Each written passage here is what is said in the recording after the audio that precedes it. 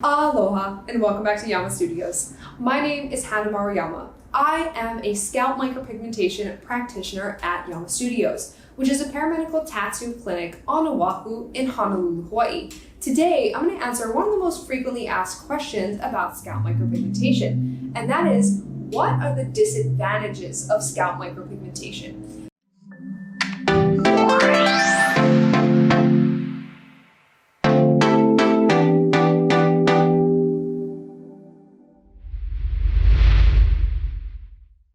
This is something that I really do feel like needs to be explained carefully and well, because scalp micropigmentation is something that, while really wonderful, is not perfect for everyone.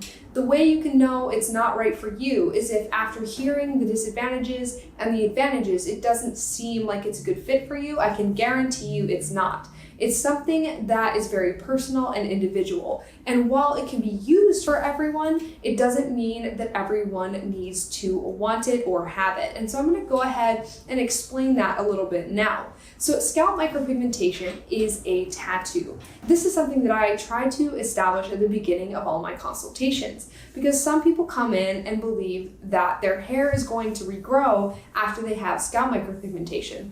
While you may experience a little bit of regrowth, I have explained this in other videos, the goal of scalp micropigmentation is not to regrow your hair, it's to increase the density of your hair and also to reconstruct your hairline. It can also be used to cover localized thinning from scarring or specific patches of hair loss. Okay, so now that we've established what it is and then what it's used for, let's go into why it might not be an advantage to get it done.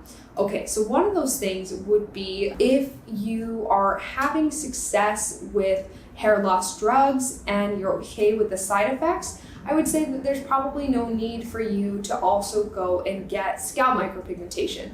I think that if you're content with your current routine, then continue doing what you're doing. The reason I think this is valuable for most people is that if they're not content with continually having to go back and buy more hair loss drugs, to buy Topic, and they're tired of devoting time to it, this is the best solution for them. Now, for people who are really intent on growing back the actual hair, this would not be a good service for you. If your goal is to have your hair back and not to have your hair thinning alleviated, then I think that this might not be the right service for you. You're going to go into scalp micropigmentation still wanting to have hair, and so it would be better for you to explore options that regrow the actual hair. The problem with hair regrowth is going to be that to get results like most people are wanting, you're going to need to go on a hair loss drug or have hair loss surgery. For obvious reasons, hair loss surgery is fairly extreme, and then having to go on a hair loss drug that has a lot of really nasty side effects is not something that's really appealing to most people. So if you're really intent on regrowing your hair and that's something that you're willing to accept, you're willing to accept surgical consequences or drug consequences, then that's totally fine. And you know, if the goal for you is really to have the hair back and not necessarily to just have a solution to hair loss, then I would suggest that getting scalp micropigmentation might be a disadvantage for you. Now, as far as actually getting scalp micropigmentation and then having a disadvantage, I would say that if you get it and you get bad scalp micropigmentation, that would be a huge disadvantage. You can mitigate that risk by making sure you go to someone who specializes in scalp micropigmentation. It's a very specific procedure, it's a very specific skill set, and you do want to find someone who's really good at that. And that would more or less eliminate any risk of you having a bad scalp micropigmentation experience. So really the only disadvantages I think to scalp micropigmentation are going to be if you get bad scalp micropigmentation, or if you really, really want your actual hair. Because for some folks, the hair is the thing they're most concerned about. I will say though, as a side note, that a lot of the time, people have much higher expectations for hair transplants than they actually achieve. If you have hair loss on the top of your head and you have genetic thinning, after you get a hair transplant, you're still going to lose that hair eventually. So for me, I find that sometimes folks really need to go and experience that for themselves if SMP is in their future. But if you're really intent on trying to get your hair back first, I would advise you to continue to go in that direction. And then if it's not successful, as many hair transplants are not, then you can come and get SMP as a secondary option, because it will solve the density and hairline problem for you. It just can't recreate your hair. That said, if you go into a procedure wanting your hair back and you don't get your hair back, you're going to view that as a disadvantage. So that's something that I would say to keep in mind, but also just to weigh as you consider your options on your hair loss journey.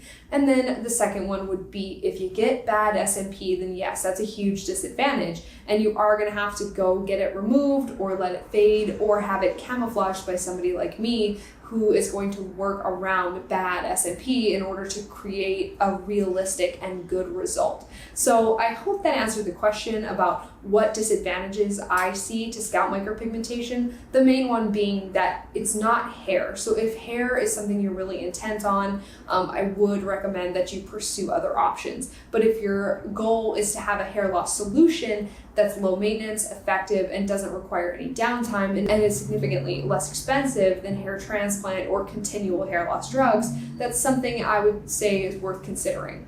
So we talked a lot about the disadvantages of scalp micropigmentation. As I mentioned, I feel that there are really only two, though they do kind of cover a few different sorts of disadvantages. So now I'm just going to touch on the advantages. So let's talk about other hair loss treatments and how effective they are versus the side effects or the cost. And I think that that's really where the value of scalp micropigmentation is in the difference and the achievability of those things. So let's start with hair transplants. There's two different types. There's FUE and FUT hair transplants.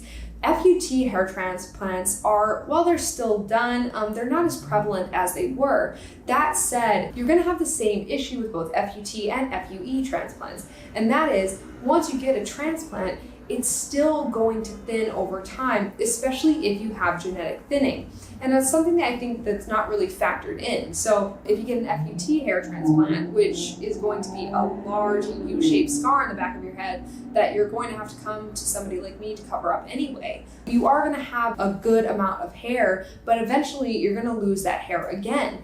And it's possible, and not only just possible, but probable, that you'll also have to buy hair loss drugs, and other expensive treatments like plate-enriched plasma therapy or microneedling in order to get that hair to grow and to keep it from going away once you've had it transplanted. Now, for a lot of people, they're not actually able to have that type of transplant because they don't have enough hair, donor hair, in order to have that sort of transplant. So they do FUE, which is individual units. Now, when you do these individual units, it does look a little better. It doesn't leave the scarring that FUT transplants leave. That said, once you have those done, you're still going to lose that hair eventually. And that's something that I really feel like is important to stress. Like, there is a level to accepting hair loss and then seeing what can be done realistically within those parameters that can really increase how happy you are with the result, which is why I think SMP is such a good option for most people. Because the thing is, if your goal is to have a full head of hair again, if genetics is said that you're not going to have a full head of hair again, it doesn't matter what you do surgically, that's not going to happen. And so that's something that's better accepted, and then trying to find alternative solutions as opposed to continuing to try to have surgery that's really expensive, time consuming, and has a lot of recovery time. For me, it's just something that I wouldn't want my relatives to go through or friends to go through. I would advise them to take different routes. So let's take for a minute the two most popular hair loss drugs. Finasteride, which is called Propecia, or minoxidil, which is Rogaine. Both of these have very serious hormonal side effects, especially for men. So women cannot even use full strength minoxidil, as it can really affect their hormones as well. But I find that men are really affected by the interference with the testosterone, which is the main function of these drugs. It's to stop conversion of testosterone to dihydrotestosterone, or DHT. DHT, which is something that can increase hair fall and contribute to baldness. Now, there's a lot of natural alternatives to this, something called saw palmetto that I do tend to recommend to anybody that comes into my studio because I'm big on using diet and natural supplements to help with scalp micropigmentation. But at the same time, using these drugs is just much higher risk than getting a tattoo. And the impact it has on your hormones can affect a lot of things just downstream from that. I don't really have to go into it too much, but extremely personal things like libido and performance, and those are all things that are definitely not worth sacrificing for a few strands of hair. So for a lot of people, scalp micropigmentation is just a much safer, much more reasonable, and much faster solution to hair loss. Now, another advantage of scalp micropigmentation is that you can do it before you do more extreme forms. And I think what I want to do here is just present that scalp micropigmentation is a much less extreme thing to do than to go have surgery or go on a drug with really harsh side effects. I would say that downstream from diet and scalp care is going to be scalp micropigmentation. And those come way before you ever resort to drugs or surgery in order to fix hair loss issues. And then if you think for a second, because scalp micropigmentation is much less intrusive, because it's much more reasonably priced, and because it's not drug or surgery related, it's something that you can do before you get to those other things. If you find that it wasn't enough for you, or that it may work best in conjunction with those things, then you can go ahead and tack those on further in on your journey. But what I would rather see is for people to do that first as opposed to later, because if it solves the problem in a much more efficient and less expensive, and in also much less intrusive way, why wouldn't you try that first? And I say that because I just see a lot of people who would have gone to do those things and they didn't have to because they came and they got scalp micropigmentation, and they're so glad that it ended there and they didn't have to keep searching or trying different things. And so that's something that I think is worth considering as well. So while there are disadvantages, like the fact that it's not actually hair, and then if you get a bad job that you may be unhappy with it,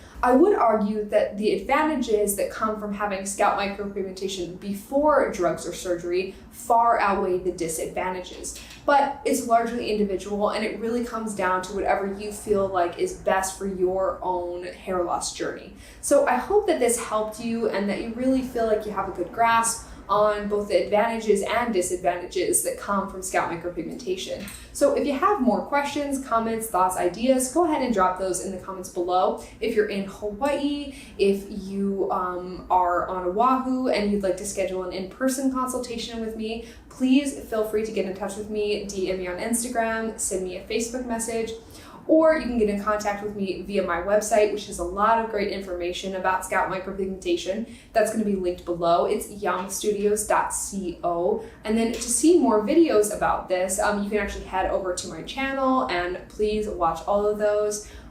Or you can just go ahead and hit that thumbs up button and also subscribe so you get notified when I post new videos. I am going to be talking a lot about this because this is near and dear to my heart, and it really can be life-changing for a lot of people. Now, if you don't live in Hawaii and you want information on who the best practitioner is in your area, please feel free to contact me in any of those ways, and I would be happy to make a recommendation for you. Thank you so much for watching, and aloha.